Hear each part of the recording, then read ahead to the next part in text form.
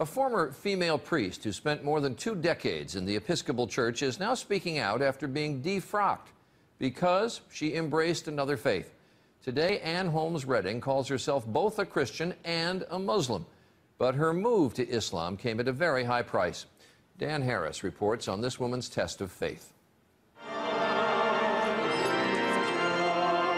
Ann Holmes Redding was an Episcopal priest for 25 years until a radical test of faith. Several years ago, while she was mourning the death of her mother, she was trying out an Islamic meditation technique that she'd learned in an interfaith class.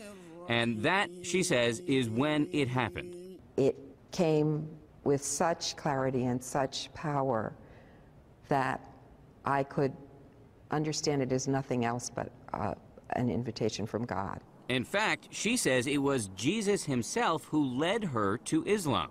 You think Jesus led you to become a Muslim? Yes, yes. Yes. You're laughing. Because I know it doesn't make sense to people. Now, Redding not only prays in church, but she also prays 5 times a day to Allah. In Islam, Jesus is viewed as a prophet. Yes. Not as the Son of God.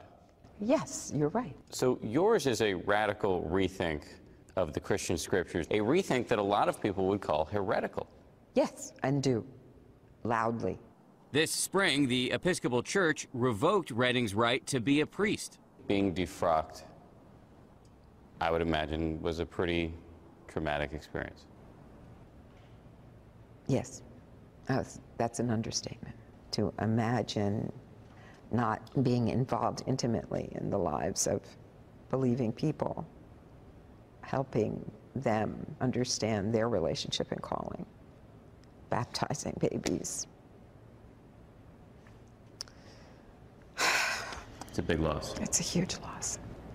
Redding admits she still struggles to explain her transformation, even to herself. I am the one who's going to have to answer for this. I'm the one who's going to have to answer for what I've done with my life. And do you feel confident about that moment? It's in the best of hands. Dan Harris, ABC News, New York.